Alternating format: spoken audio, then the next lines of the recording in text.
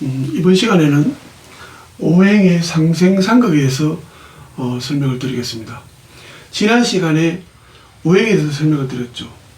오행에 대해서는 항상 여러 가지 생각을 하면서 사고를 하는 훈련을 하셔야 되고요. 그 다음에 오늘의 이 상생상극은 실제로 우리가 그 명식을 해석하면서 상당히 중요한 그런 역할을 하고 있습니다. 자, 한번 볼까요? 오행은 목화 토금수가 되죠.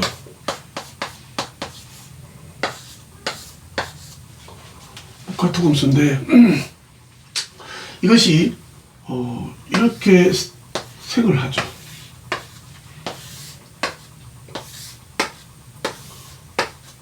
자, 이게 생입니다. 그죠? 우리 상생이라 그럽니다. 상생이라 그러는데 실로 보면은 목은 화를 생각하지만은 화는 목을 생각하지 않습니다. 그러면은 서로 상생이란 말은 좀 틀린 말이 아닐까 이런 생각을 할 수도 있습니다. 그러나 기초 때는 분명히 목은 화를 생각하지만은 화는 목을 생각하지 않습니다. 근데 서로 상생이란 말을 씁니다. 이 얘기는 여기 눈에 띄는 상생상극만이 다가 아니다는 얘기죠. 숨은 뜻이 있다는 얘기입니다. 이 부분은 나중에 다시 설명을 드릴 겁니다. 그 다음에 바로 옆에는 생인데 한 칸 건너뛰면은 극이 되죠. 목극토, 토극수, 수극화, 화극금, 금극목. 이게 상극입니다. 이것은 우리가 명식에 보면은 이 상생과 상극이 같이 존재하면서 상호 어떤 역할을 하고 있죠.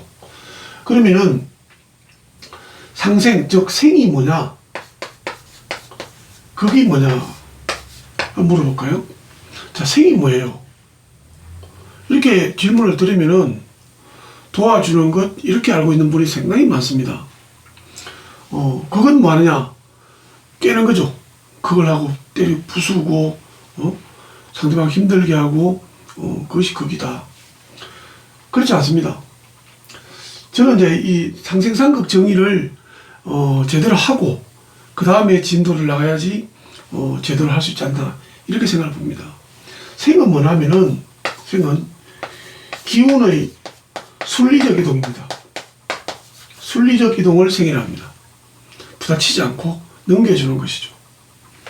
극은 뭐냐면은 극은 상대를 자극해서 변화를 시키는 이런 특성이 극입니다. 예를 들자면은 우리 세상에도 생만 있다면은 변화가 없습니다. 극만 있다면은 뭐죠? 다 충돌해서 없어지겠죠. 항상 같이 있습니다. 그죠? 마찬가지로 그래서 생은 좋은 것, 극은 나쁜 것 이렇게 봐서는 안 됩니다. 그 다음에 이제 먼저 생을부터 설명을 드리면은 자, 목생화가 뭐냐는 거죠. 목생화가 뭐냐. 다시 제일 처음에 우리가 생각했던 자연으로 돌아보겠습니다. 우리가 뭐죠? 불이 타고 있습니다. 거기다가 목이 기운을 이동하면 어떻게 합니까? 화기가 더욱더 강해지겠죠. 이것도 하나의 생의 방식이죠.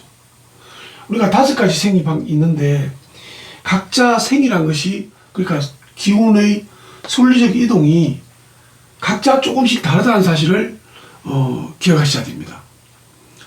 자, 그 다음에 화생토를 설명을 드리면은 화가 어떻게 토를 생각할까요? 이렇게 설명하면은 대다수 분들이나 아니면은 실제로 명리서적에 보면은 어떻게 해요? 목이 불이 나무를 태워서 흙을 비옥하게 만든다. 이렇게 쓴 책을 제가 참 많이 보았습니다. 그거는 화생토가 아니죠. 그지? 목이라는 매개체를 넣은 거죠. 그래서 이거 생각이, 사고력이 좁으니까 도대체 화가 어떻게 토를 도와줄까 생각하니까 토를 도와준다면 토가 좋아져야 되는데 토가 비옥한 걸 다 알고 있단 말입니다. 그러다 보니까 논두렁을 태워서 뭐죠? 토를 더 비옥하게 만드는 이런 생각을 하게 된 것 같습니다. 근데 상생이란 것은 목이 왜 개입을 합니까? 직접 두 개가 생기죠.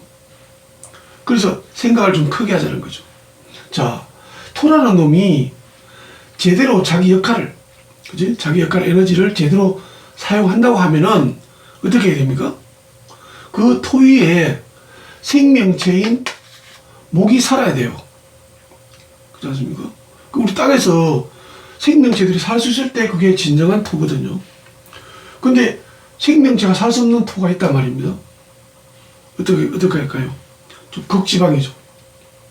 알래스카 북부지방이라든지, 저쪽에 뭐죠? 유럽 위에 가면은 그린란드라고 있습니다. 그런 나라에 가면은 땅은 땅인데 뭐죠? 곡식을 재배할 수가 없어요. 그러면 뭐죠? 토는 제대로 된 토가 아니다. 이런 얘기죠. 그런데 그 땅 위에 우리가 태양의 온도가 높아지면은 그 토가 뭐죠? 나중에는 나무를 자라갈 수가 있어요. 실제로 뭐죠? 알래스카의 에스키모인들이 수렵을 하다가 온난화가 되니까 동물들이 다 없어졌어요. 그래서 그 땅에다가 감자를 심어서 수출하는 장면을 TBS가 본 적이 있습니다. 물론 우리가 온난화 때문에 안 좋은 거지만은 우리가 화생토로 봐서는 분명히 뭐죠?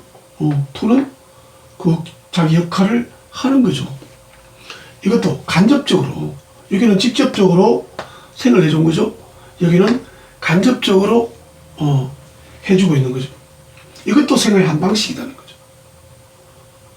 그 다음에 토는 어떻게 금을 생해줄까?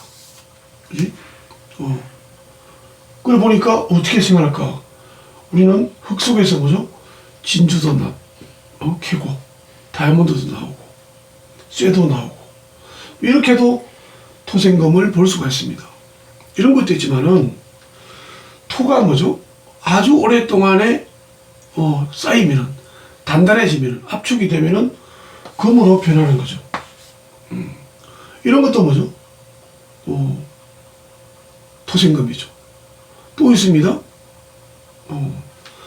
이 금이라는 놈은 뭐죠? 바위입니다. 바위. 돌. 자, 바위가 뭐죠? 바위는 자존심이 대단히 강한데, 바위가 자존심을 지키려면 어떻게 했습니까? 우뚝 서 있어야 됩니다. 우뚝 서 있어야 되는데 어떻게 해요? 토가 부실하면은 우뚝 서 있지를 못합니다. 그래, 이놈이 우뚝 서 있게 뭐죠? 보조하는 거죠. 이렇게. 아마 실제로 우리가 명식을 해석한 데서 갖고는 그게 더 맞을 겁니다. 그지? 보조하는 거죠. 우리가 금이 이빨이라면 단단하니까 토는 잇몸이라 할 수 있는 거죠. 잇몸이 튼튼해야지 뭐죠? 이게 제대로 이빨의 역할을 할 수가 있죠. 자, 이런 것도 뭐죠? 하나의 생의 방식이다. 그 다음에는 금생수는 어떻게 할까? 금생수는, 자, 금생수는 어떻게 할까 보니까 전부 다 뭐냐면은, 질문을 제가 해보면은, 바위 틈에 물이 나와요. 이런 얘기를 합니다. 바위 틈에 나오는 것이지, 바위에 물이 나오는 건 아니지 않습니까? 그럼 생이 뭘까? 그러니까 또 설명을 못해요. 항상 이렇게 생각해요. 본질을 봐야 되죠. 자, 수가 수다우려면은 어떻게 해야 됩니까? 수생목을 할 수 있어야 돼요. 그지? 그래야 진정한 수죠. 그러면은 수생목을 못하는 수도 있죠. 우리 낙동강물은 지금 먹기가 힘들어요. 그지? 녹조 현상 때문에요. 지금은 그럭저럭 먹는데 앞으로는 어려울지도 모른다 해요. 그지? 그러니까 자연의 섭리를 거스리고 뭐죠? 인간들이 토목공사를 하는 데 한 지향이라고 저는 생각합니다. 그지? 이건 뭐냐면은 이렇게 수생목하기 어려운 수를 힘을 주는 것이 금입니다. 이게 뭐냐면은 정수장에 가면은 이 물들은 전부 다 바위를 통과해서 물이 맑아지는 거죠. 그래서 저 해인사 계곡에서 내려오는 물은 전부 금생수된 물이에요. 그렇지 않습니까? 그건 먹을 수 있죠. 먹을 수 있는데 낙동강에 좀 오면은 그지? 그 한강에 그 해산물이 낙동강쯤에 다다르면은 못 먹습니다. 지금은 물론 농약을 뿌려서 못 먹지만은 옛날에 농약을 쓰지 않더라도 먹지 말라고 합니다. 특히 여름이나 이럴 때는. 왜 그렇습니까? 낙동강은 강바닥이 뭐죠? 해인사는 강바닥이 금이에요. 근데 낙동강에는 강바닥이 뭐죠? 토예요. 그래서 낙동강 물은 토옥수된 그걸 받아서 토의 기가 빠진 물이고요. 해인사에서 내려오는 물은 금색수된 물이죠. 그렇다면은 금과 수의 관계는 어떨까 보는 거죠. 이건 특이한 관계였어요. 다른 것은 뭐죠? 항상 이쪽에서 A에서 B로 넘어가는 거예요. 이렇게 넘어가는데 여기서 넘어가는 게 아니고 이러면 가만히 있으니까 수라는 놈이 내려오면서 뭐죠? 바위를 한 바퀴 감아 내려가죠. 이렇게 하면 자기가 말라가지는 거죠. 그래서 이놈이 금을 이용하는 거죠. 이것도 하나의 생각의 방식이라는 거죠. 꼭 내가 도와줘서 생이 되는 것이 아니고 저쪽에서 나를 뭐죠? 활용해서 가는 것도 생 받는 것도 생이에요. 이 생각을 하셔야 된다는 거죠. 그 다음에 수생목인데요. 이건 아시죠? 물이 뭐죠? 생명체를 먹여 살리죠. 이것도 직접적이죠. 자, 이렇게 생관계가 있다면은 극관계도 있는 거예요. 명리를 좀 공부하신 분들은 이 극관계에 상당한 오류를 가지고 명리를 출발합니다. 그러다 보니까 나중에 뭐죠? 해석이 잘 안 돼요. 그게 뭐냐 한번 볼까요? 자, 제가 질문을 합니다. 목하고 토는 어떤 관계일까? 이렇게 물어봅니다. 그 대다수 분들이 좋은 관계예요. 왜냐하면 서로 불가분의 관계죠. 나무와 흙은, 그죠? 그거는 뭐냐면은 우리 눈에 보이는 거죠. 우리 눈에 보이는 거죠. 이거는 어떻습니까? 이거는, 이 관계는 우리 눈에 보이는 게 아니고 정말 이 사람들과 관계를 봐야 됩니다. 내면을 봐야 되죠. 이게 답이죠. 우리가 명리 공부하시는 분 중에서 그런 분들이 참 많아요. 자기 입장에서 사물을 보는 거죠. 그렇지 않고 사물 입장에 대해봐야 되는 거죠. 그래야지 정확한 판단이 되죠. 예를 들자면은 대구에 아주 유명한 철학원이 있는데요. 그분 제자들도 엄청 많아요. 엄청 많고 돈도 많이 버신 분이에요. 근데 그분한테 제명식을 가져가니까 뭐냐면은 당신은 뭐죠? 가을에 과일나무라서 돈을 많이 벌 것이다. 나만 다 돈이니까. 이렇게 상담을 해 주시더라고요. 그래서 가만히 생각하니까 얼핏 들으니까 맞는 것 같아요. 그래서 제가 사업을 해서 쫄딱 망했습니다. 근데 한 번 망하면 됐는데 그게 계속 남아있어요. 언젠가는 내가 다시 할 거다. 그래서 또 했어요. 안 되죠? 그래서 제가 명리 공부를 했습니다. 사실은. 해보니까 어떻습니까? 가을의 묵은요. 힘이 다 빠져 있는 거예요. 힘이 다 빠졌기 때문에 그 에너지를 뭐죠? 다음 세대, 즉 씨앗을 품고 있는 과일에 준 거예요. 그래서 풍성한 거예요. 과일은 풍성하지만은, 그지? 풍성하지만은 저는 뭐죠? 힘든 거예요. 그럼 이렇게 얘기하면 어떨까요? 당신은 힘들지만은 팔자가. 당신 자식을 잘 키울 팔자다. 이렇게 해석하면 이해가 되죠. 근데 자기 눈에 보는 대로 설명을 하더라는 얘기죠. 여기서 출발한 거예요. 뭡니까? 목은 토의 기반에서 뭐죠? 싱싱하게 자라지만은 토는 죽을 지경이죠. 이것도 극이에요. 그죠? 그래서 극이에요. 그 다음에 토옥수는 알죠? 어떻게 해요? 방향을 바꾼 것도 극이에요. 꼭 때리 부승만 극이 아니고. 예를 들자면은 물은 직진선을 가지고 있어요. 항상 바로 내려가는 거죠. 근데 가운데 뭐냐면은 이렇게 산을 만나요. 토잖아요. 그래서 수는 유연하니까 부딪히지 않고 뭐죠? 이렇게 돌아갑니다. 이것도 극이에요. 근데 토가 한 개일 때는 수가 뭐죠? 이렇게 돌아갑니다. 이렇게 돌아가는 또 토가 하나 있고 또 돌아가는 또 토가 있어요. 그리고 계속 토가 있어. 이렇게 되면 어떻게 해요? 예를 들자면은 물이 갇혀있죠. 호수가 되죠. 이런 것도 한번 생각해 보시면 어떨까요? 아무튼 수의 직신성 방향을 굴절시키는 것도 하나의 극이다. 이렇게 보시면 됩니다. 그 다음에 수극화는 뭐죠? 불을 끄는 거죠. 불을 끄죠. 이것도 나중에 또 설명되지만 단순하게 뭐죠? 무조건 수는 화를 다 극하고 불 끄고 이런 것만은 아닌 것 같아요. 일단은 물은 수의 성장을 억제하는 그런 기능, 그건 맞습니다. 화의 기능을. 그 다음에 화극금을 제가 묻습니다. 화는 어떻게 금을 극할까요? 이렇게 질문을 드려볼까요? 머릿속에 어떤 생각이 떠오릅니까? 용광로가 떠오를 겁니다.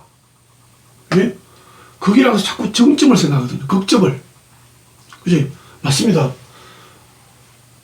그 포스코 있는 용광로에 들어가면은 다 녹아버리죠. 그럼 물로 변해버립니다. 그지? 그래서 우리가 나중에 또 삼합 배우지만은 병신합수 이런 얘기를 합니다. 자, 극단적으로 보지 말자는 거죠. 왜냐하면은 명식이 이렇게 있습니다. 명식을 한번 볼까요? 자, 명식이 이렇게 세워 있으면은 여기 뭐죠? 여기 금이 있고 여기 화가 있습니다. 자, 화극금 해가지고 금이 녹아버린다 생각하면은 이런 명식이 있다면은 다음 명식 B라는 명식에서는 여기도 화가 있고 여기도 화가 있고 여기도 화가 있고 이럴 때 어떻게 구분하시랍니까? 그렇지 않습니까? 이미 여기서 물이 녹아버렸는데 화가 생겼으면 어떡합니까? 이런 구분을 못 하시게 된다는 얘기죠.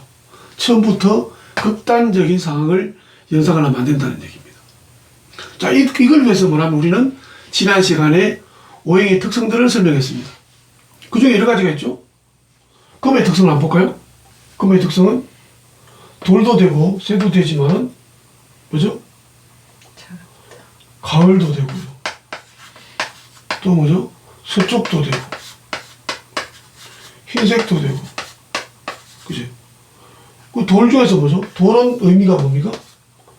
단단하고 그지? 바뀌지 않고 또 뭐가 있습니까? 돌은 차가움도 있습니다. 이런 등등을 왜 배웠냐면은 바로 상생상극을 활용하는 데 쓰기 위해서 뭐죠? 다양한 방식의 금들을 우리는 머릿속에 넣어놓은 거죠. 그지? 뭐 가을에 뭐 결혼하면 좋다고 뭐 금을 가을로 쓰는 게 아니에요. 자, 이렇게 있죠.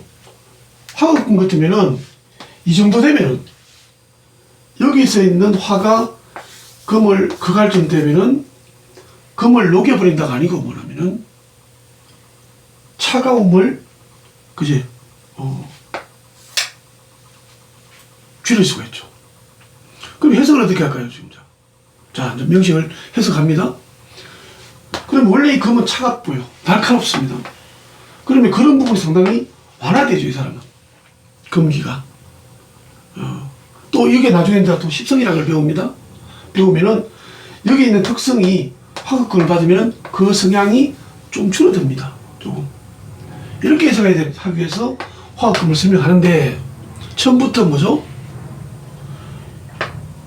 금을 녹여버려요. 이렇게 하면은 뭐죠?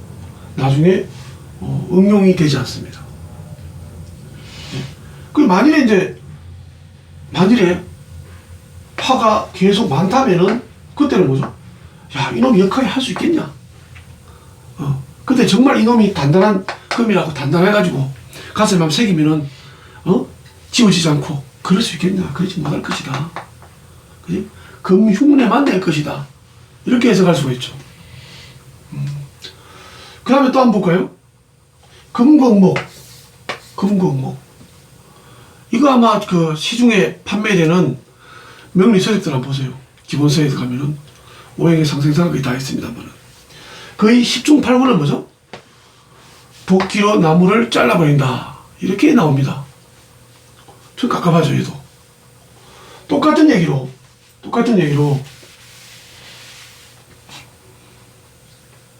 여기에 목이 있는데 왜 금이 있습니다. 자, 이놈이 금극목에서 이놈이 나무가 잘라 죽었다면은 여기도 금이 있고 여기도 금이 있을 수가 있습니다. 이렇게 포위됐습니다. 이럴 때 어떻게 생각하겠습니까? 그럼 도끼로 하도 쪼서가지고 뭐죠? 좋았어? 성냥개피가 됐겠네요. 그렇지 않습니까? 이런 얘기를 하시더라고요. 답답하죠. 왜냐하면은 지난 시간에 제가 말씀드렸지만은 금은 쇠, 목은 나무, 딱 두 가지만 생각하니까 도끼로 나무를 잘라버린다 밖에 할 수가 없는 거예요. 그치? 다양한 사고를 했다면은 어떻게 해요? 이걸 이렇게 볼 수 있죠. 가을의 목은 보면 어떨까? 그지? 가을의 목. 가을의 생명체들이죠. 이렇게 보면 어떨까요? 그럼 가을 되면 생명체는 어떻습니까? 성장을 하지 못합니다. 멈추는 거죠. 그래서 이 목이 성장을 멈추는 거죠. 목은 성장만 멈추어도 정말 깝깝해합니다. 목은. 그죠? 마치 죽은 처럼. 그래서 만약에 특히 이 금이 월주에 있다면은, 여기 금이 있다면은, 여기 금이 있는 게 뭐죠? 신금과 유금이죠. 이 유금을 있다면은 가을입니다. 그 가을의 목이라면 뭐죠? 성장을 멈췄다는 거예요. 자, 성장을 멈추면 어떻습니까? 목은, 아, 나는 끝났구나. 왜냐? 목이란 특성은 죽는 순간 움직이고 싶어요. 생명체는. 근데 움직임이 끝났으니까, 아이고, 내가 죽는 모양이다. 그럼 어떻게 합니까? 모든 걸 내려놔야 되죠. 그렇지 않습니까? 그래서 가을에 태어난 목이라면은 모든 걸 내려놔야 돼요. 욕심을 버려야 돼요. 그렇지 않습니까? 그게 순리잖아요. 내일 모레 죽을 건데 욕심 생기면 어떻게 됩니까? 이거는 말도 안 되죠. 그래서 가을의 목으로 볼 수도 있어야 된다는 얘기죠. 또 그 다음에 처음부터 뭐죠? 아, 깝깝하겠구나. 성장이 멈추니까. 그지? 그래야지만 나중에 금이 3개쯤 된다면은, 야, 이거 숨을 쉬겠냐. 그럼 이거는 뭐죠? 전혀 역할을 잘 못할 것이다. 이 원국에서. 이렇게 해석을 해야지 이어갈 수가 있습니다. 그렇지 않습니까? 그러니까 아까 말씀드린 대로 제가 가을에 태어나는 목인데 내려놔야 될 사람이 사업이라면서 뭐죠? 내려놓는 게 아니고 움켜쥐어야 됩니다. 배짱도 있어야 되고 욕심도 있어야 됩니다. 그치? 죽을 때 된 사람이 욕심 부리면 뭐죠? 더 빨리 죽어요. 그래서 그런 사람들은 뭐죠? 사업을 하지 말라고 해야 되죠. 사업을 분명히 아니다. 이렇게 봐야 되는 거예요. 그래서 우리가 외형적으로 보는 거하고 실제로 그 내면에 들어가는 보는 거는 상당한 차이를 둘 수가 있습니다. 그렇게 해석하는 방법들의 가장 기본이 여기 상생상극에 들어있죠. 그 다음에 이제 이 부분을, 상생상극 부분을 조금 전에 잠깐 설명드렸지만은 응용을 해야 돼요. 응용을. 그게 뭐냐면은, 자, 여기 보면은 목생화, 화생토, 토생금,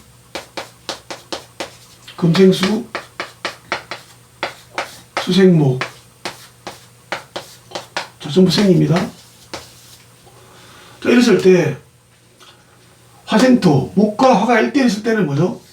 서로 이렇게 생을 내줍니다. 그죠? 목이 생을 내주는데, 과연 목이 많다면은, 2-3개쯤 되면은, 화를 더 생해줄까? 이 생각해 보셔야 되죠. 또 어떤 분들은 이제 그대로 이옵니다. 어떻게 해요? 그죠? 목다 화식이라. 이 명리 공부할 때 또 지장 주는 면이 사자성어입니다. 이 사자성어를 외워놓으면은 사자성어밖에 기억이 안 나요. 그거밖에 해석을 못해요.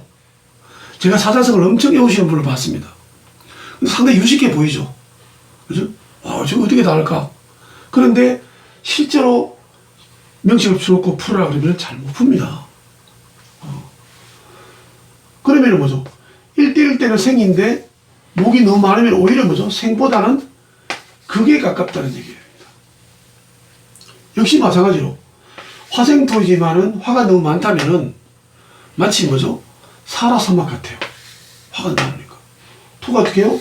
생명체를 키울 수가 없어요. 토가 많으면 어떻겠습니까? 토가 많으면 금이 묻혀버리겠죠. 자기 모습을 못 드러냅니다. 그죠? 금이 너무 많으면은 금생수가 아니고 뭐죠? 왜냐하면 수는 금에서 색을 받아와야 되니까. 그지? 이 금을, 바위를 돌다가 다 말라버릴 겁니다. 그 다음에 수가 너무 많으면 뭐죠? 목들이, 상당히 자라기가 힘듭니다. 어떤 분들은 수가 많고 목이 많으면 부목이다, 떠버린다, 이렇게 얘기합니다. 이거는 우리가 홍수 때 막 나무가 떠내려온 보면서 하는 소리입니다. 근데 그건 일부고요.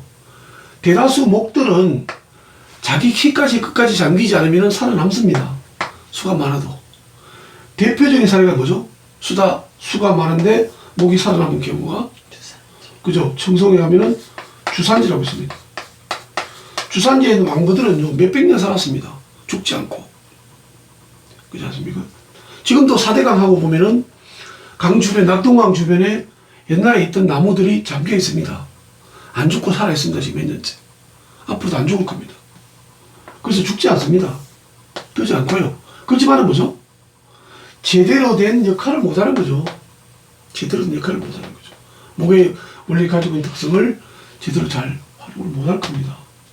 그러면은 이쪽에서 뭐죠? 이쪽을 낳았으니까, 생을 했으니까 여기가 엄마라 그러죠.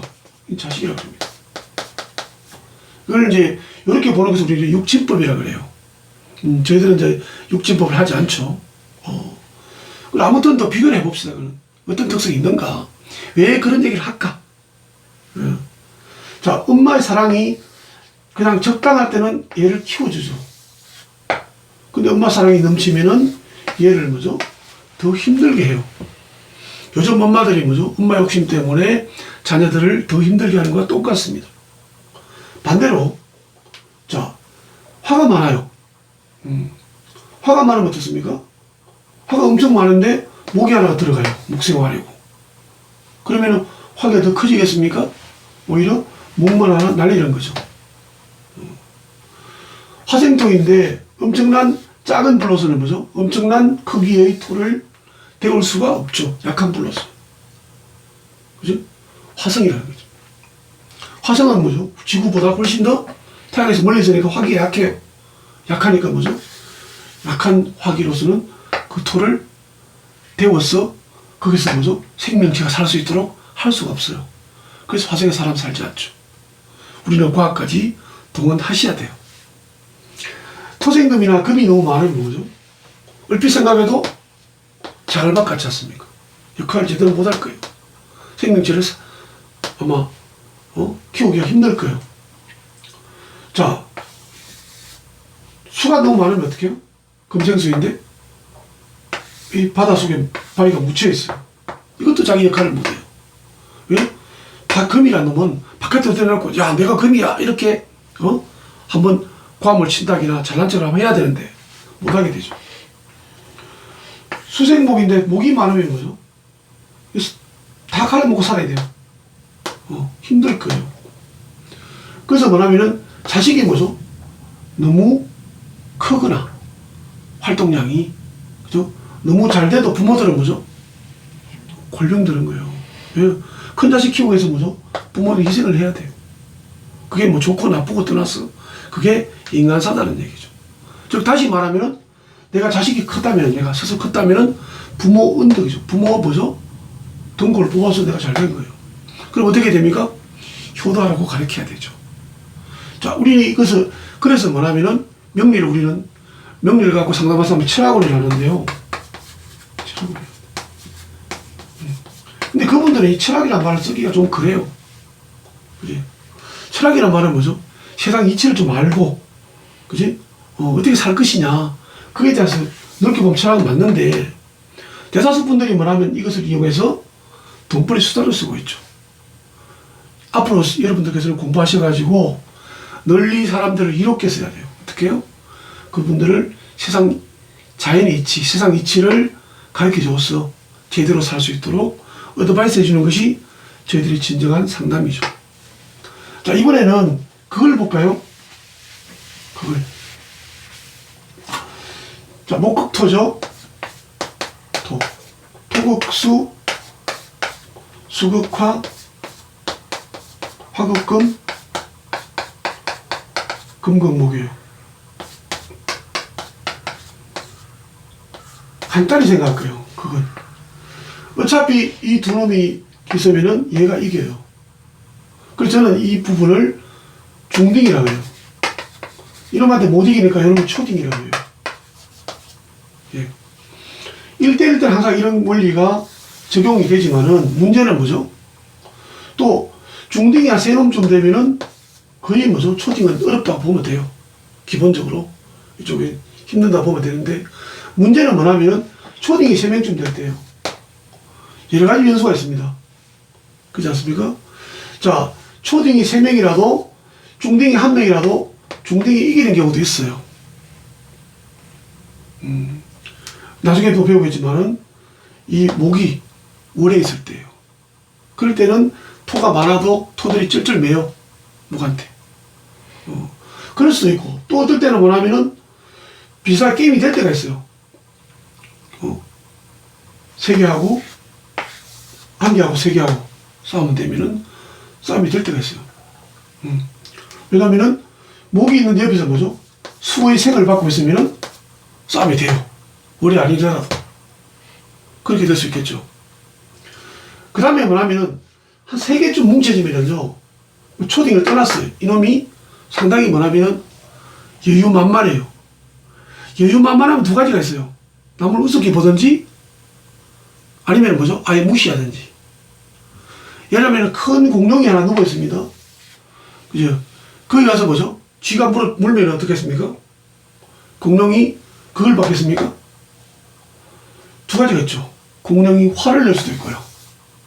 공룡이 뭐냐면은 자다가 뭐죠? 쥐한테 물어가지고 정신이 번쩍 들 수도 있어요. 이것을 우리는 명식에서 적용을 해야 됩니다. 생각관계인데, 특히 극관계인데, 여기서 내가 A라는 사람, A에서 B를 극했을 때, 이 반응이 과연 어떻게 일어날 것인가? 그지? 그럼 여기서 A가 B를 극한다고도 뭐죠? 얘도 힘이 빠져요. 그죠? 때리지 않습니까? 빠집니다. 그러면 여기가 힘이 빠지는 거와 여기서 맞아서 힘이 빠지는 거와 관계를 생각해 볼 수 있습니다. 그 생각을 갖고 또 크기로 되는데 B가 클 때, A가 클 때. 이렇게 보셔야 되죠. 생도 마찬가지예요. A가 B를 생각할 때, 이때도 마찬가지예요. 생각하니까 계속 이것만 생각하는 거죠. 그렇게 하면 안 되죠. A가 B를 생각하게 되면은 A도 뭐죠? 힘이 빠지게 돼요.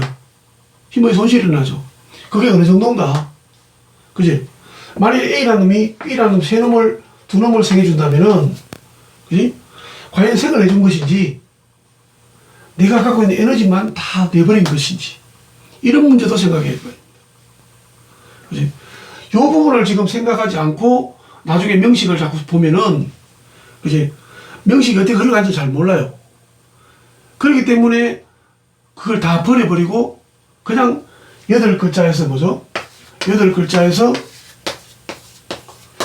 여기 보니까 뭐죠? 상충살 있구만. 그지? 그 다음에 죠 여기 보니까 뭐죠? 합이 돼 있어. 합도 바뀌어. 변해. 그 다음에 뭐죠? 또 뭐 있습니까? 여기 건너기 있어요. 어떡해? 응? 그 다음에 여기서 뭐죠? 이 식신격이는 어떻게? 이렇게 단순하게 이 명식을 가져가는 거예요. 그렇게 해석하면 뭐죠? 그게 과연 맞을까요? 만든다 한들 뭐죠? 얼마나 그 사람한테 도움이 될까요? 그렇게 단문형으로 무슨 살이구나, 그죠? 무슨 형충파해구나, 이렇게 하면은 당장은 재미있을 수도 있어요. 있는데 언제 안 되냐면은요, 운세 대입이 안 돼요. 운세 대입은 우리가 지난 시간에 한 거죠. 명식 시험 때 뭘 했습니까? 대운이지 않습니까? 대운만 했습니까? 나중에 또 할 겁니다만은 세운이라는 놈도 있어요. 그러면은 그 세운과 대운을 엮어서 해석을 해야 해서 이 사람이 올해 운세가 어떻게 흘러가는가를 예단해야 되는데, 그렇게 하다 대다수가 그냥 올해가 병신년에 무슨 해니까 어떻다 이렇게 해석하게 됩니다. 그렇게 해석하게 된 게 바로 여기서는 오행의 상생상극 부분에 대한 충분한 공부가 되지 않아서 그렇습니다. 그지? 이게 정말 중요한 내용입니다. 오늘 사장이 앞으로 공부하는 데 있어서 상당히 중요한 내용이니까, 그지? 여러 가지 제가 설명드리는 내용만 생각하지 마시고, 이것을 여러 각도로서, 그죠? 자연을 보면서 한번 생각해 보시면은, 그것이 쌓여서 배어 있으면은 나중에 마지막 부분에 운세에 대해 들어가면은 훨씬 더 이해가 잘 돼요. 그렇지 않습니까?